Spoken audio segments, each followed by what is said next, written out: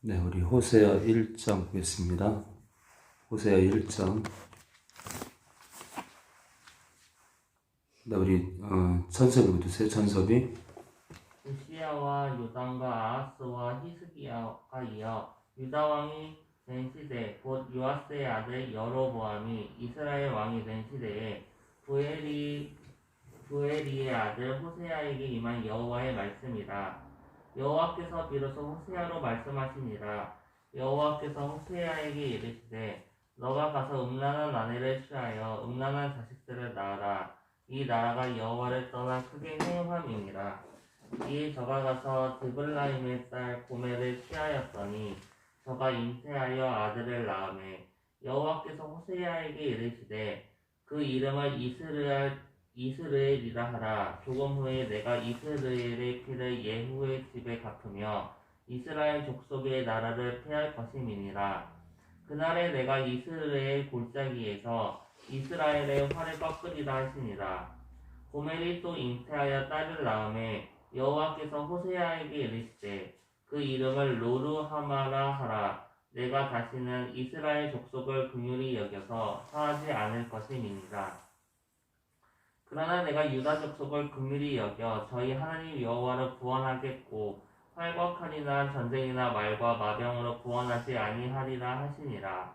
고멜이 로르하마를 젖된 후에 또 잉태하여 아들을 낳으매 여호와께서 이르시되 그 이름을 로암미라 하라. 너희는 내 백성이 아니요 나는 너희 하나님이 되지 아니할 것임이니라.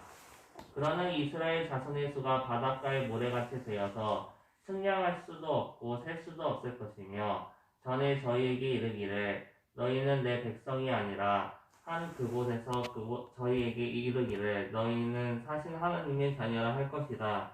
이에 유다 자손과 이스라엘 자손이 함께 모여 한 두목을 세우고 그 땅에서부터 올라오리니 이스라엘의 날이 클 것이니로다. 네, 1장까지 보겠습니다. 우시야와 요담과 아하스와 히스기야가 이어 유다 왕이 된 시대 곧 요아스의 아들 여로보암이, 여기서 말하는 여로보암은 여로보암 2세입니다. 여로보암 2세. 여로보암 2세입니다. 주전 782년에서 753년까지 있었던 인물입니다. 자, 여로보암 2세인데, 여로보암 2세가 있던 시대는 물질적으로는 풍요로웠어요. 이스라엘이. 영적으로는 빈곤의 시대였습니다. 그래서 하나님의 부르심을 받은 호세아 선지자를 통해서 다가올 하나님의 심판과 포로 생활에 대한 예언을 선포하시고 또 회개를 촉구하셨습니다. 하나님께서 호세아 선지자를 통해서 다가올 하나님의 심판과 또 포로로 이제 끌려가게 되는데 포로 생활에 대한 예언을 선포하고 이제 그런 문제로 회개를 촉구했습니다. 그래서 이제 여로보암 2세 때의 이 시대는 영적으로 굉장히 어두웠던 시대입니다.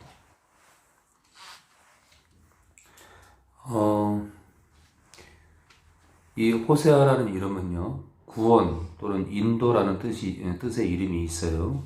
구원이라는 뜻과 인도라는 뜻이 있어요. 이 호세아. 이름이 참 좋죠? 자, 우시야와 요담과 아하스와 히스기야가 이어 유다 왕이 된 시대 곧 요아스의 아들 여로보암이 이스라엘 왕이 된 시대에 부엘이의 아들이래요. 부엘이는 북방 이스라엘 출신의 사람이에요. 북이스라엘 출신의 사람이에요. 부엘이의 아들 호세아에게 임한 여호와의 말씀이라. 자, 여호와께서 비로소 호세아로 말씀하시니라. 하나님은 사람을 통해서 계속 말씀하시죠, 그렇죠? 하나님은 사람을 통해서 말씀하시고 지금도 목회자를 통해서 계속 말씀하세요. 계속. 또 목회자뿐만 아니라 또 평신도를 통해서도 말씀하실 수 있어요. 여호와께서 호세아에게 이르시되 너는 가서 음란한 아내를 취하래요. 이 음란한 아내는 직업적으로 창녀를 말해요. 창녀. 그러니까 창녀 하나를 취하래요. 이 취하라는 건 아내로 삼아라고 뜻이죠. 아내로 삼아라. 그래서 음란한 자식들을 낳으래요. 창녀를 데려다가 아내로 삼고 자식을 낳으래요. 그러니까 이 호세아가 얼마나 기가 막혔겠어요.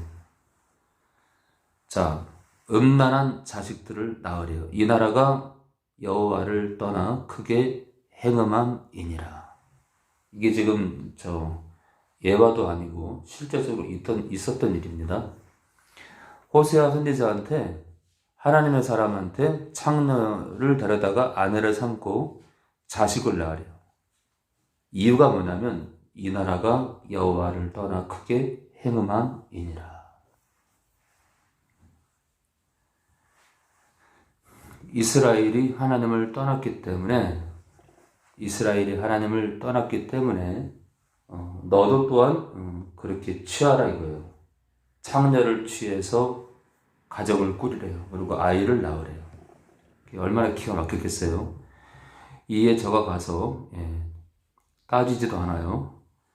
디블라임의 딸 고멜을 취하였더니 저가 잉태하여 아들을 낳으매 여호와께서 호세아에게 이르시되 그 이름을 이스라엘이라 하라. 이스라엘이라는 이 뜻은 하나님께서 흩으신다라는 뜻이에요. 하나님이 흩으신다. 조금 후에 내가 이스라엘의 피를 예후의 집에 갚으며 이스라엘 족속의 나라를 폐할 것이니라. 이스라엘 족속의 나라를 망하게 할 거예요. 자, 이 예후가 누구냐?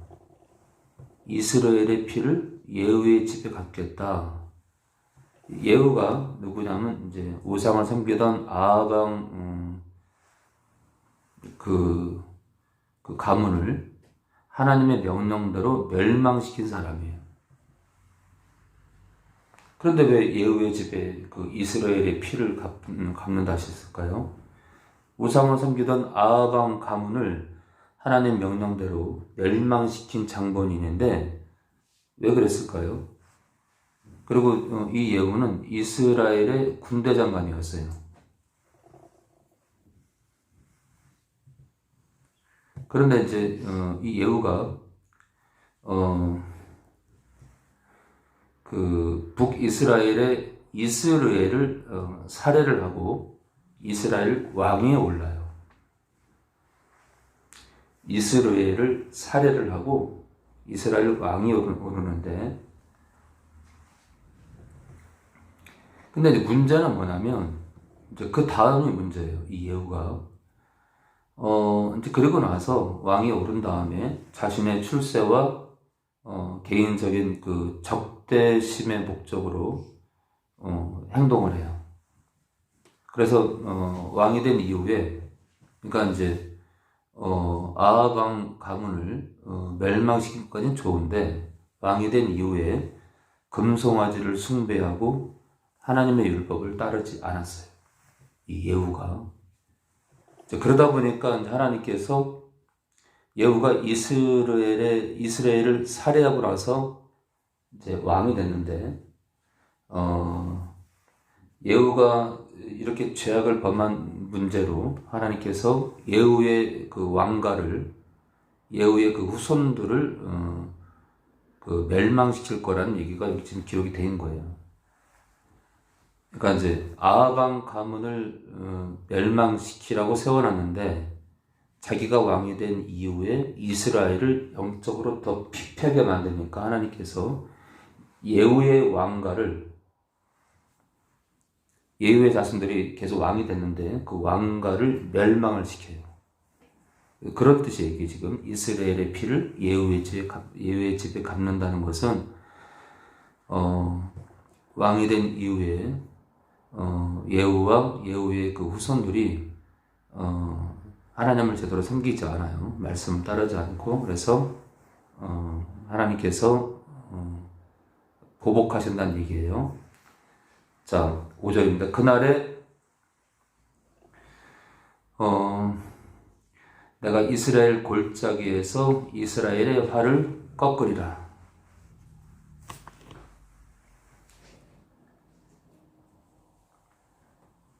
이스라엘 골짜기에서 이스라엘의 화를 꺾으리라 하시니라. 자, 계속 보겠습니다. 고멜이 또 잉태하여 딸을 낳음에 여호와께서 호세아에게 이르시되 그 이름을 로루하마라 하라. 이 로루하마는 절대 아버지의 사랑이 없다, 이런 뜻입니다. 절대 아버지의 사랑이 없다. 아까 이스라엘은 뭐죠? 하나님께서 흩으신다. 자, 첫 아들의 이름을 하나님께서 흩으신다라는 이스라엘로 해라. 자, 또 딸을 낳을 건데 절대 아버지의 사랑, 한마디로 하나님의 사랑이 없다라는 로루하마로 지으라는 거예요. 내가 다시는 이스라엘 족속을 긍휼히 여겨서 사하지, 죄를 용서하지 않을 것임이니라. 그러니까 하나님께서 많이 화가 나신 거예요. 그러나 내가 유다 족속을 긍휼히 여겨 저희 하나님 여호와로 구원하겠고 활과 칼이나 전쟁이나 말과 마병으로 구원하지 아니하리라 하시니라. 근데 이제 지금 7절을 보면 여전히 사람들은 죄를 범하는데 하나님께서 유다 족속을 긍휼히 여기시겠대요. 우리가 착해서가 아니라 하나님께서 긍휼히 여기시겠다. 고멜이 로루하마를 젖된 후에 또 잉태의 아들을 낳음에 여호와께서 이르시되 그 이름을 로암미라 하라니. 이 로암미는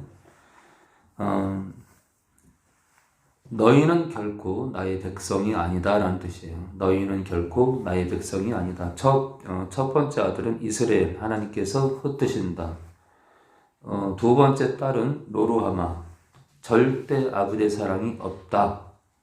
이번에 로암미는요, 너희는 결코 내 백성이 아니다 라는 뜻입니다. 알아, 너희는 내 백성이 아니요 나는 너희 하나님이 되지 아니할 것임이니라.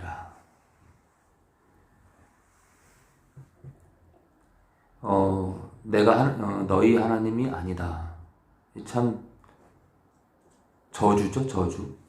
하나님께서 저주를 보세요, 지금. 자, 10절입니다.